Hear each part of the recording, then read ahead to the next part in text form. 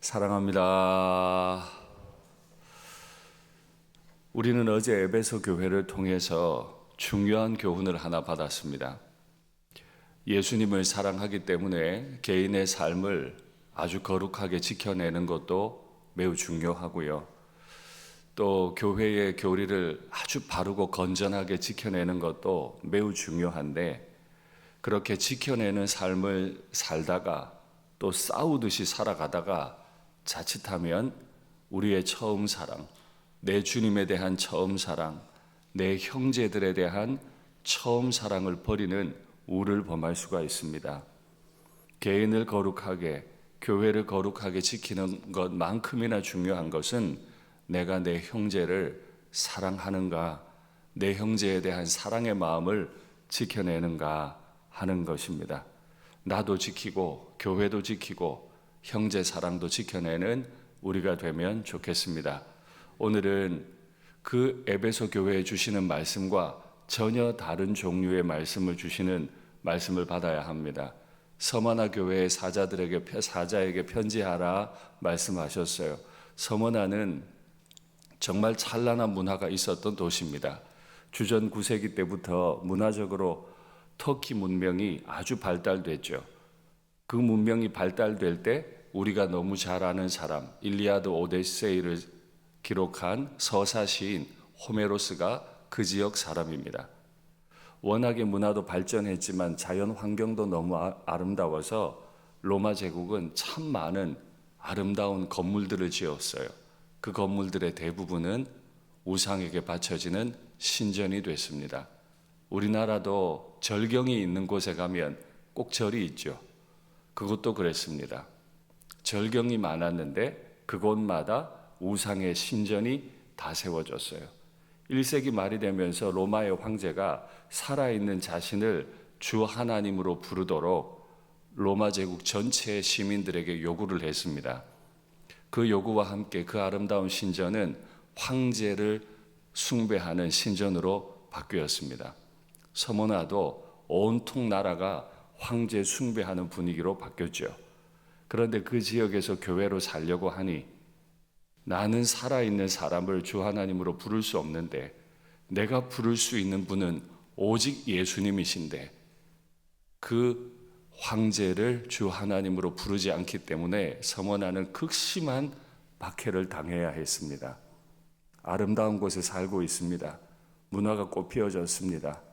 그러나 교회는 완전히 짓밟혔습니다.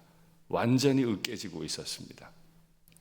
그때 서머나 교회의 사자에게 편지하시는 분이 자신을 계시하시기를 나는 처음이요 마지막이며 죽었으나 살아있는 자다. 어제 말씀드렸지만 예수님이 자신을 어떻게 계시하는가는 그 이후에 하실 내용과 아주 밀접한 관계가 있습니다. 불꽃 같은 눈을 가지신 분이 에베소 교회의 실책을 불꽃같이 살피셨듯이 처음이요 마지막이며 죽었다가 살아나신 분이라는 이 설명은 서머나 교회에 그대로 적용이 되는 겁니다. 교회가 죽을 것 같아요. 끝장나 버릴 것 같아요. 바로 그 순간에 주님은 자신을 나는 너희 교회의 처음을 시작한 사람이다. 너희 교회의 끝도 내가 쥐고 있다.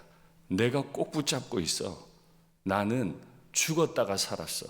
그러니 너도 죽을 것 같아도 괜찮아. 끝을 붙잡고 있는 내가 너를 살려내고 쓸 거다 말씀하시는 겁니다. 그렇게 모든 것을 아시고 붙들고 계신 주님께서 서머나 교회에 대해 몇 가지 아시는 게 계세요. 첫째, 나는 너의 환난과 궁핍을 알고 있다. 문화적으로 꽃핀 도시고 너무너무 환경이 좋지만 예수 믿었기 때문에 예수 믿었다는 이유만으로 경제 공동체에서 쫓겨납니다. 일자리를 잃어버립니다. 환난이 말도 못합니다. 가난도 말도 못합니다. 예수님은 다 알고 계세요. 알기만 하실까요? 아닙니다. 예수님은 이 죄인들, 이 가난하고 빈핍한 자를 위해 그 부유하신 분으로서 가난해지셨던 분이시죠.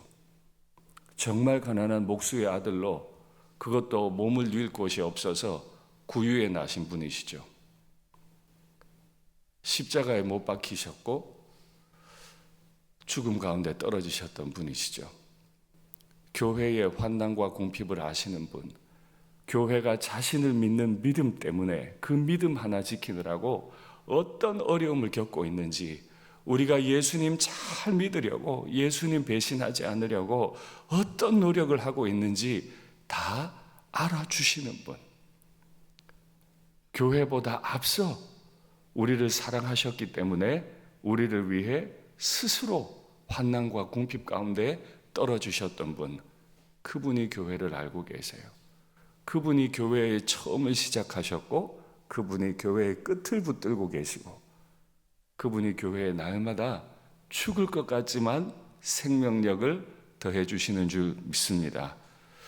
예수님께서 서머나 교회에 대해 아시는 두 번째, 그 교회 안에 바깥에서만 박해를 받는 게 아니라 교회 안에서도 박해를 받아요. 자칭 유대인이라 하는 자들의 비방이 있습니다. 박해도 견디기가 너무 어려운데 교회 안에서는 또 유대인이라 하는 자들이 비방을 해요. 너희는 이단이다. 너희가 믿고 있는 그 예수는 여호와의 저주를 받아서 십자가 그 나무에 달려 이미 죽었다.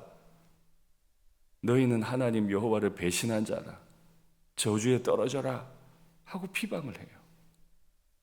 바깥에 박해가 있어도 교회만 오면 좋으면 힘을 얻을 수도 있겠는데, 바깥에서도 박해당하고 교회 안에 들어와도 비방을 당하니 숨 쉴 데가 없어요.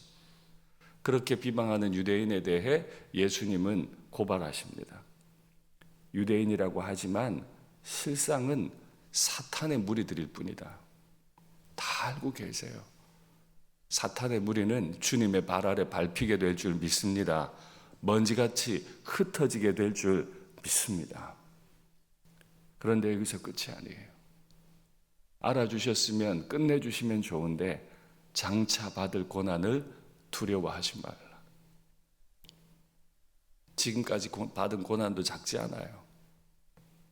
그런데 두려워하지 않을 수 있는 이유는 뭐죠? 처음과 끝이 되신 분, 죽었다가 살아나신 분, 그분이 서머나 교회와 함께 할 것이기 때문에 그렇습니다. 그래서 서머나 교회에 대해 아시는 세 번째, 환난과 궁핍에도 불구하고 비방에도 불구하고 네가 실상은 부요한 자라.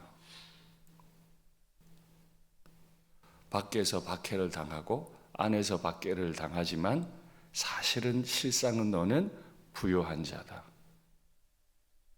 처음과 끝을 붙드시는 분, 죽었다가 살아나신 분, 하늘 보좌에서 온 땅을 통치하고 계시는 분이 그 교회의 것이에요. 교회는 그런 어려움 가운데서도 눈 감고 기도하면 그 부요하신 분을 자신의 것으로 소유할 수 있습니다. 오늘 이 새벽을 깨우시는 여러분, 어떤 환난 중에, 어떤 공고함 중에 오셨더라도, 어떤 비방 중에 오셨더라도 힘내십시오. 여러분은 주님을 소유한 분이십니다. 모든 것을 가지신 분을 소유하고 계시며 그분에게 말을 거실 수 있는 분이고 그분에게 도와달라고 요청하실 수 있는 분이기 때문에 그렇습니다. 너희 중 몇 사람을 감옥에 던져 넣을 것이다. 이 환난이 10일을 갈 거다. 이 편지를 받게 되고 10일을 당장 말하는 건 아닐 가능성이 높습니다. 10일이 한 가지의 상징일 수 있겠는데 일정 기간 동안 교회 안에 몇 사람이 또 체포되어 가서 큰 어려움을 당할 거예요. 지금까지도 어려움을 당했는데 또다시 우리 형제 중 10명, 20명이 체포되어 간다면 얼마나 마음이 무너지고 두려울까요? 그러나 네가 죽도록 충성하라. 지금까지 아팠지만 더 아파라. 저는 그렇게 읽히지가 않네요. 지금까지 아팠지. 지금처럼 그대로 아플 수 있다. 네가 지금까지 아팠던 건 아무것도 아니고 더 아플 거다. 그렇게 읽힐 수도 있겠죠. 그러나 지금까지 아팠어요. 지금까지 죽을 만큼 고생스러웠어요. 그러나 며칠간 더 어려울 겁니다. 몇 날간 더 어려울 거예요. 그러나 죽도록 충성하십시오. 그리하면 영원한 하나님 나라의 왕관을 쓰시는 그분께서 우리에게 생명의 관을 주실 겁니다. 믿지 않는 가정에서 예수님 믿느라고 수고가 많으시고, 기도가 황무한 가정에서 이 새벽에 기도하시느라고 너무 수고가 많으세요. 저도 아는데 주님이 모르시겠어요. 가족들도 아는데 주님이 모르시겠어요. 주님이 반드시 우리에게 생명의 관을, 그 영광의 관을 하나님 보좌 우편에서 영원토록 왕노릇할 은혜를 주실 줄 믿습니다. 이기는 자는 둘째 사망의 해를 받지 아니하리라. 맞아요. 누군가는 예수님 때문에 죽을 수도 있겠어요. 죽을 것 같은 박해, 죽을 것 같은 고통을 견뎌내야 할지도 몰라요. 그러나 두 번째 죽음은 당하지 않아요. 영원한 죽음은 당하지 않아요. 영원한 생명을 얻게 될 줄 믿습니다. 서머나라고 하는 이름의 뜻은 몰약이라는 뜻입니다. 몰약은 성경에 참 여러 군데 나오는데요. 여러분 잘 아시는 대로 동방 박사들이 예수님께 드렸던 너무너무 귀한 예물이죠. 당시 아주 귀한 치료제였고 향료였기 때문에 황금과 함께 드릴 만한 정말 귀한 예물입니다. 또 구약시대 성막 안에 성막을 밝혀야 하는 아주 귀한 관유가 있습니다. 올리브, 감람 열매를 으깬 것과 함께 모략을 으깨야 합니다. 모략과 올리브를 함께 으깨서 향이 굉장히 아름답습니다. 그 아름다운 향으로 하나님의 성막을 꽉 채우게 하셨습니다. 맞아요. 서머나 교회는 박해를 받아 다 으깨졌습니다.